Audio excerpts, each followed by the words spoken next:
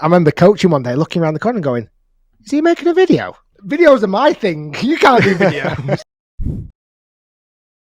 Early on, there were some other guys. I'm thinking Peter Finch, Yep. Andy Carter, who've seen tremendous, they were early in the platform too, and they've also seen tremendous success.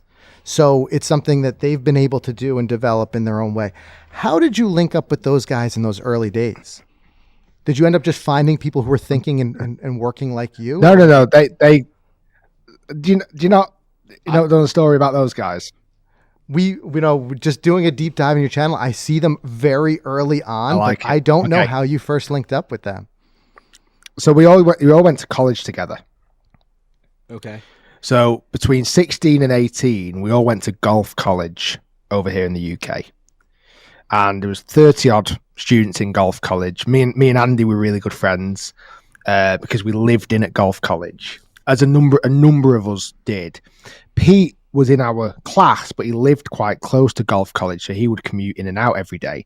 So we didn't become as close to Pete then, because a lot of our friendships were obviously social circles. We'd go out together, we'd have nights out. We were sleeping we were dorming at the college. Mm-hmm. So that's how the three, we didn't know each other at all beforehand, nothing at all. Even though weirdly we didn't live that far away from each other, we knew nothing about each other before. But in golf college, that's kind of where we met.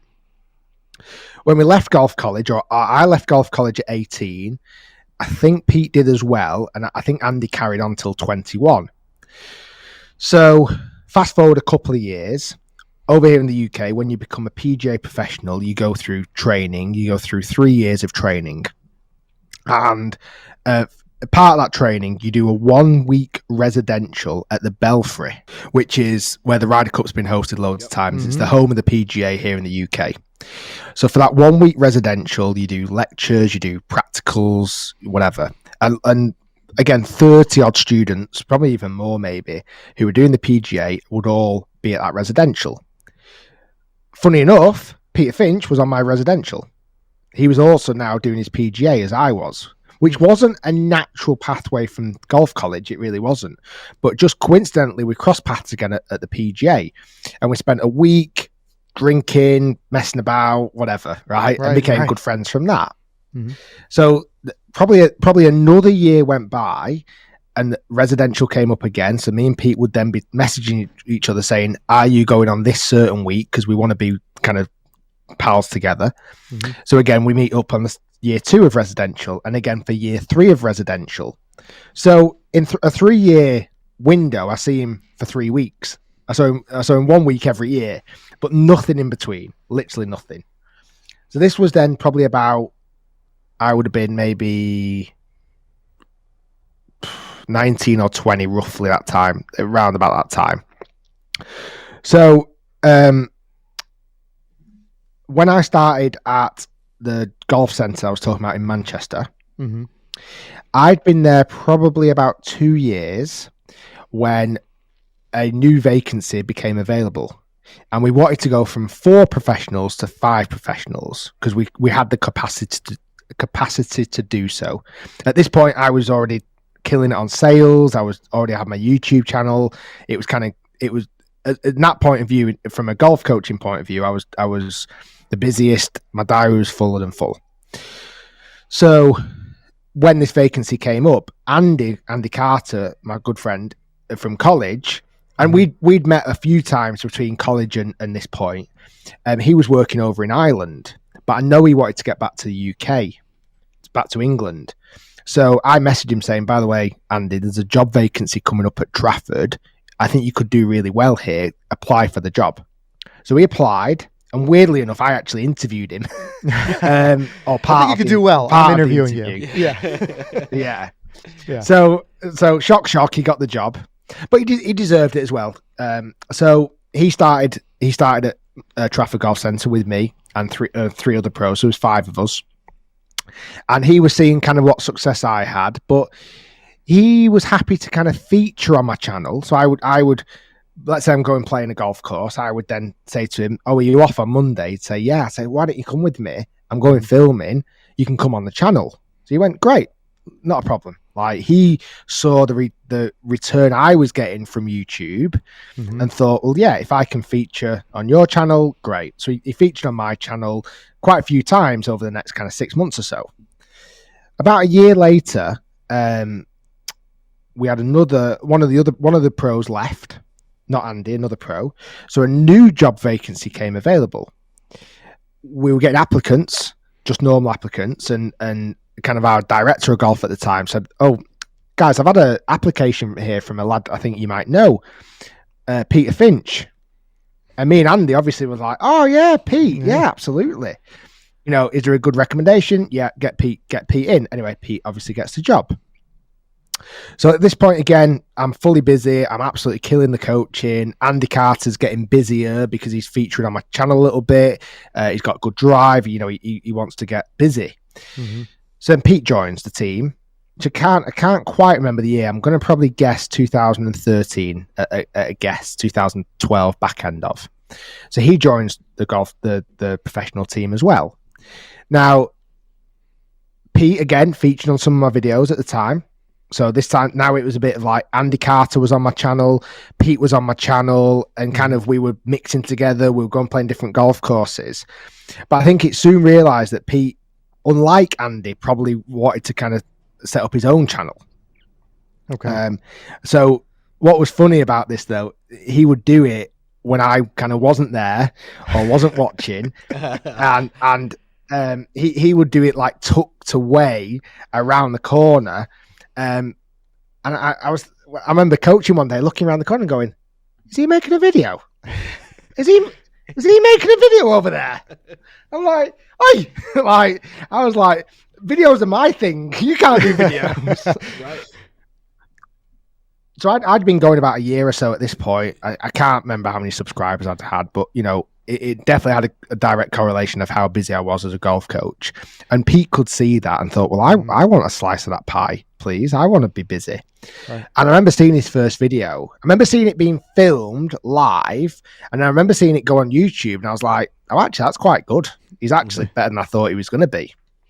Again, self-taught like me.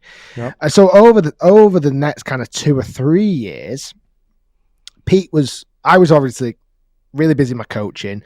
YouTube kind of became monetized at about this time as well, because up until this point, YouTube wasn't monetized. Like making zero money from YouTube. But how I was making my money and how I could justify it because how busy I became as a golf coach. Right, bringing the lessons in. When YouTube became, because that was my reward, let's say.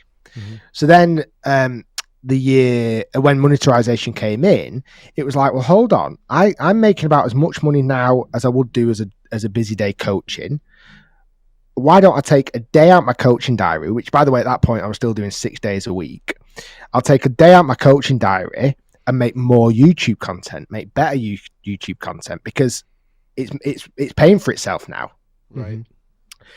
And over time, that slide kept going and going and going until kind of it's gone the other way now, where I only do YouTube and I don't actually coach. But it was just a gradual thing where when the money went up, it made me realize, well, actually, maybe I could have a Saturday off and see my wife or wife to be or whatever it may be. And then obviously when I had kids, it was like, well, I'll take a full weekend off and just work Monday to Friday and do 3 days coaching and 2 days YouTube. So anyway, I kind of fast forwarded a bit there. So at this time, Pete started his YouTube channel. He was seeing the success I was having. He was starting to do videos on his own, but also we were collaborating a lot together. Me, Pete, Carter would plug in. It was never really Carter's interest to set up his own channel. He wasn't that bothered at the time. He's changed his mind a little bit now and again over the last 10 years or so because he's seen success in different ways. But we would kind of collectively, we'd go on Pete's channel, he'd go on my channel, Carter would jump between channels. And again, we saw a very, very, very similar outcome. Pete became very busy. As the second busiest golf coach. There we go.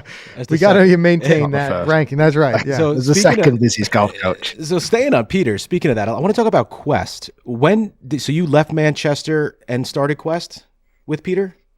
So me and Pete were doing loads of videos together.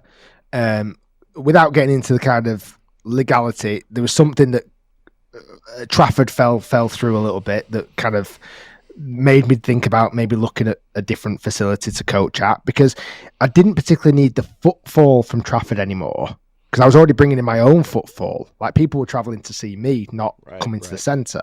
Mm-hmm. So I just hinted at Pete. I gave him a bit of a heads up, saying, just let you know, pal, I'm probably going to look to move elsewhere. Don't really know where yet, but I am going to look at moving somewhere. And he just very quickly, without really too much hesitation, said, well, can I come with you? Can we do it kind of together? And we were doing loads of videos and stuff together at the time. So I was like, well, yeah, it's absolutely fine. Like, it breaks up my cost. It doesn't cost me as much to set up somewhere. Right. It kind of makes sense. Yeah.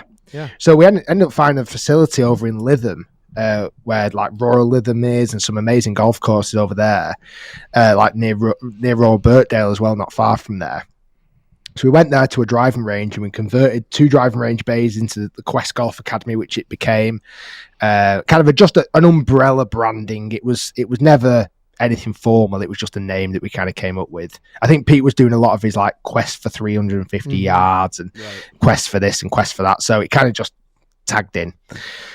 And we spent a year at the new facility over in Lytham. Again, filming loads together, filming individually, having lessons coming in, coming out. And that kind of lasted really nicely until another facility became available, which is a little bit more inland, nearer to Manchester. So we end up moving there together, a slightly more modern facility. And again, we probably spent 4 years there, again, making videos together, teaching. Sometimes, what was funny at the time, though, because we were making a lot of videos on our own as well, and because we shared the coaching bay, his days when he was in coaching, I was off. Mm-hmm. Days that I was in filming, he was away. Days that I was in coaching, he was off. So actually, sometimes if we didn't collaborate, we actually might not see each other for months, just the way it worked, because we were focusing much more on our own content at that point, and we were more focusing. I went down more the path of club reviewing or doing other videos or whatever, and Pete wanted to continue with his kind of journey on getting better in his quest for the Open. So there was times where we might not see each other for ages, but the audience still thought we were like kind of seeing each other every day, because that's the outcome. It looks like that. Mm-hmm.